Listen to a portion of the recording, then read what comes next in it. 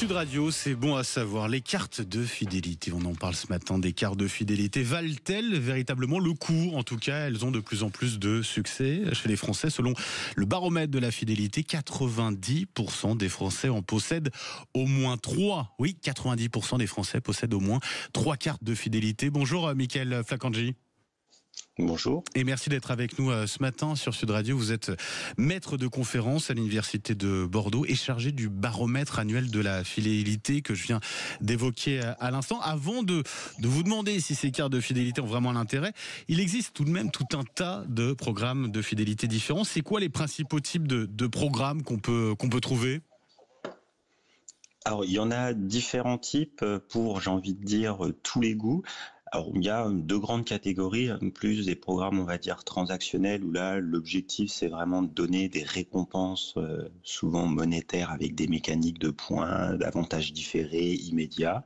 Oui. Et des programmes qu'on va qualifier plus relationnels, où là, l'objectif, ça va être de jouer avant tout sur la reconnaissance du statut du client, en lui proposant par exemple des programmes, on va dire hiérarchiques comme la SNCF, où on a voyageurs, grands voyageurs, etc. Et où là l'objectif c'est pas nécessairement de donner des récompenses financières, mais c'est plus d'essayer d'entretenir de la relation avec des services additionnels qui sont proposés. Donc parmi ces programmes, alors j'imagine que ce dernier programme n'est pas forcément dans l'idée de nous faire des économies, en tout cas de manière relative. Est-ce qu'on peut vraiment faire des économies substantielles à partir d'une carte de fidélité ? Alors j'ai envie de dire oui, mais on va dire à certaines conditions. Un bon programme, normalement, il doit apporter une valeur réelle aux clients. Alors, on parle de taux de générosité. Alors, la générosité moyenne, alors selon les études, ça varie, c'est en 3,5, 4 et quelques, 4,5%. En gros, si vous dépensez 100 €, vous récupérez 4,5, 5% en avantage. Donc, oui, c'est possible. Voilà, c'est ça. Donc ça, c'est une moyenne. J'imagine aussi que ça dépend des secteurs. Il y a peut-être des secteurs qui sont plus avantageux que d'autres. Je sais pas, la grande distribution ou le textile, par exemple. C'est quoi les secteurs dans lesquels on peut faire davantage d'économies grâce à ces cartes de fidélité ?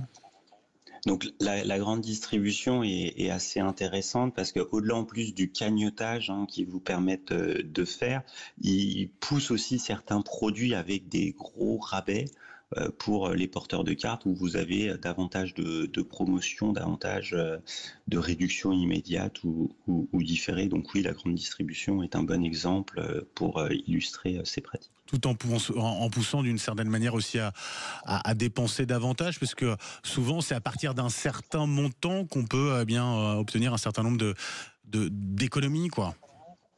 Alors là, il n'y a pas j'ai envie de dire, il y a des programmes, on évoquait la grande distribution, il n'y a pas nécessairement de montant à dépenser pour pouvoir déclencher les réductions. Donc là, c'est en fonction des entreprises, certaines ont ce type de mécanique, d'autres non.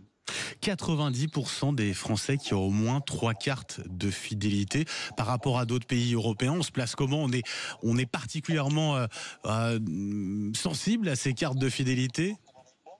Alors, il y a une étude européenne qui sort chaque année, et effectivement, la France est quand même dans les pays où les consommateurs adhèrent le plus à des programmes de fidélité. Et pourtant, dans le même temps, on reste quand même, les Français, assez méfiants quant à ces cartes de fidélité. C'est pas un peu paradoxal, ça ? Alors, de manière générale, le consommateur est paradoxal, il dit toujours tout et son contraire. Oui. Ouais. Ceci étant, sur les programmes de fidélité, je tiens quand même à clarifier quelque chose. Oui. C'est pas parce que vous avez le programme de fidélité de l'entreprise que vous allez nécessairement y aller systématiquement ou que vous n'allez pas aller chez les concurrents. Aujourd'hui, les consommateurs, c'est une tendance qu'on observe, ils sont multifidèles. En plus, donc ça c'est une possibilité. En plus, parfois ils se partagent les cartes entre eux. Il y a des stratégies entre consommateurs. Donc il faut, on peut avoir les cartes, mais pas nécessairement dépenser. Et après, vous parlez de défiance vis-à-vis des programmes de fidélité. Effectivement, typiquement les programmes de fidélité qui sont payants, ça fait toujours un petit peu peur.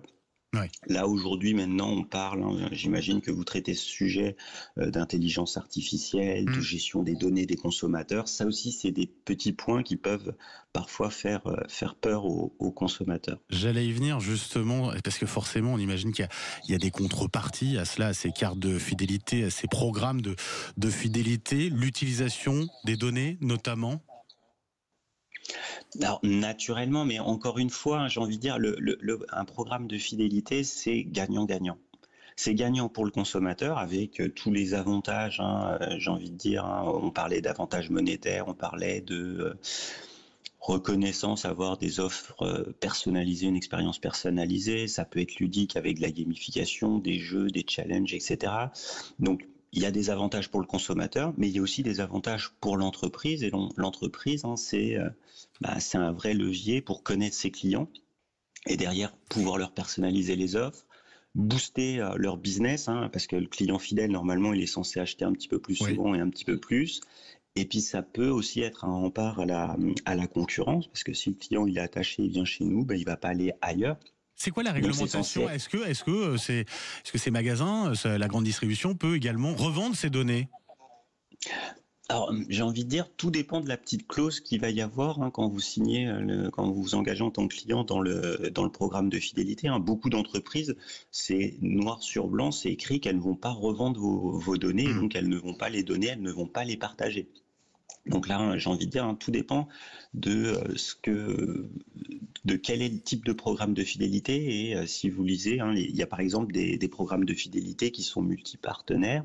Là, effectivement, il peut y avoir des données qui soient partagées à d'autres entreprises partenaires pour pouvoir recevoir leur bon de réduction. Mais ça, c'est écrit dans les clauses. Donc, normalement, c'est pas un piège, c'est pas un piège pour le consommateur. Si les entreprises respectent le RGPD, le règlement relatif à la protection des données. Michael Flacanggi, merci d'avoir été avec nous ce matin sur Sud Radio, maître de conférence à l'Université de Bordeaux, chargé du baromètre annuel de la fidélité qui nous indique que 90% des Français détiennent au moins 3 cartes de fidélité. Merci à vous, très bonne journée.